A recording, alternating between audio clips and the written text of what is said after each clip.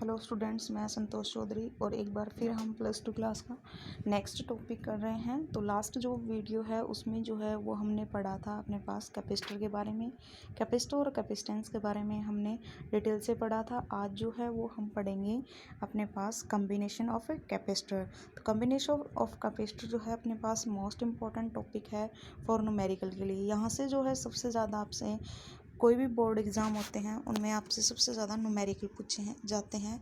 तो हम जो है कम्बिनेशन ऑफ कैपेसिटर को डिटेल से पढ़ेंगे, तो इसको ध्यान से देखना। और इससे रिलेटेड जो भी न्यूमेरिकल बनते हैं वो भी हमने यहाँ पे किए हुए हैं, तो इनको भी अच्छे से देखना और इससे रिलेटेड न्यूमेरिकल की आप खुद भी प्रैक्टिस करना। तो नेक्स्ट जो है वो अपने पास यहाँ पे स्टार्ट कर रहे हैं हम combination of capacitor. Combination of capacitor का वे पूछा जाता है, how many we combine the capacitor. तो टू वे होते हैं अपने पास, series and parallel. But third जो है अपने पास वो ग्रुपिंग होता है, और थर्ड जो ग्रुपिंग है वो हमें बहुत ही कम पूछा जाता है। तो हमें दो सबसे ज़्यादा पूछे जाते हैं, तो वो दो अपने पास हैं, सीरीज एंड पैरेलल। थर्ड आप मिक्स्ड या ग्रुपिंग भी बता सकते हो। तो सीरीज और पैरेलल को करेंगे सबसे पहले हम अपने पास। तो सबसे पहला जो पॉइंट है अपने पास है कम्बिनेशन ऑफ कैपेसिटर में, कैपेसिटर इन सीरीज़ में। तो सीरीज़ करते हैं। सीरीज़ के केस में अपने पास कैसे हम कंबाइन करते हैं, तो इसके लिए हमने एक डायग्राम यहाँ पे बनाया हुआ है। 2 पॉइंट कंसीडर किए हुए हैं, ए एंड बी पॉइंट है अपने पास। ए और बी पॉइंट के बीच में हमने यहाँ पे कंसीडर किए हुए हैं 3 कैपेसिटर है। तो आप ये चीज़ भी लिख सकते हो कि let us consider we have 3 capacitor C1 C2 and C3 in series always charge same but potential difference is different. यानी सीरीज के केस में क्या होता है, चार्ज अपना सेम रहेगा और पोटेंशियल जो डिफरेंस होता है वो ऑलवेज क्या रहेगा, डिफरेंट रहेगा। तो यहाँ पे C1 C2 और C3 इन सभी का जो चार्ज है वो आपका कांस्टेंट है, सेम है। और पोटेंशियल जो C1 की है वो V1 है, C2 का जो पोटेंशियल है वो V2 है, और C3 का पोटेंशियल V3 है। तो यहाँ पे हम देखते हैं, तो इसको अगर आप थ्योरेटिकली आप लिखना चाहो तो ऐसे लिख सकते हो कि ए पॉइंट जो है वो आपके पास है, कैपेसिटर जो C1 है उसके पॉजिटिव जो प्लेट है उससे कनेक्ट है, और C1 का जो नेगेटिव है वो C2 के पॉजिटिव से कनेक्ट है, एंड सो ऑन। आपसे कितने कैपेसिटर कम्बिनेशन पूछा हुआ है सीरीज के केस में, 2, 3 या 4, उसी बेस से आपको करना है। तो जो क्वांटिटी आपकी डिफरेंट है उस क्वांटिटी को आपको टोटल करना है। सीरीज के केस में अपने पास क्वांटिटी जो है पोटेंशियल डिफरेंट होती है, और पैरेलल के केस में अपने पास चार्ज डिफरेंट होता है। तो यहाँ पे टोटल पोटेंशियल जो आएगा वो अपने पास आ जाएगा V1 प्लस V2 प्लस में V3। नेक्स्ट जो है अपने पास यहाँ पे पोटेंशियल जो है वो पीछे हम पढ़ के आते हैं, वो अपने पास होती है V is equal to Q by C। तो V1 की जो वैल्यू आएगी वो अपने पास Q बाय C1, V2 की जो है वो Q by C2 and so on. इस तरीके से आप कर सकते हो। नेक्स्ट जो है अपने पास इन तीनों इक्वेशन को आप कंबाइन करोगे तो अपने पास बनेगा Q by C is equal to Q by C1 plus Q by C2 plus Q by C3। Q जो है वो बोथ साइड कॉमन है, आप Q बोथ साइड कॉमन लेकर आप लिख सकते हो 1 by C is equal to 1 by C1 plus 1 by C2 plus 1 by C3। यहाँ पे जो CS लगाया हुआ है वो अपने पास सीरीज का केस है। तो सिमिलरली आप एन कैपेसिटर इन सीरीज के लिए कर सकते हो, तो 1 by CS is equal to 1 by C1 plus 1 by C2 and so on 1 by CN आप कर सकते हो। आपसे एन केसेस के लिए पूछा हुआ है तो भी आप पहले 3 करके similarly for n capacitor in series का केस लगा देना। नेक्स्ट जो है वो अपने पास है कैपेसिटर इन पैरेलल।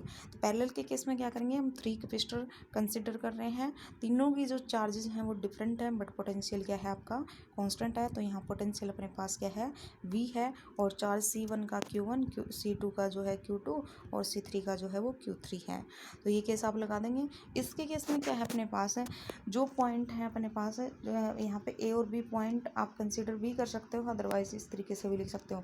तो जो पॉजिटिव प्लेट होती है C1 की वो C2 के पॉजिटिव से और C3 के पॉजिटिव, इस तरीके से नेगेटिव नेगेटिव से कनेक्ट होती है। तो यहाँ पे टोटल चार्ज करेंगे अपने पास वो आएगा Q is equal to Q1 plus Q2 plus Q3। फिर Q इज इक्वल टू हम पढ़ के आते हैं अपने पास क्या होता है CV। Q1 की जो वैल्यू है वो अपने पास बन जाएगी C1V, Q2 की C2V और Q3 की जो है वो C3V। और तीनों इक्वेशन को आप कंबाइन कर सकते हो।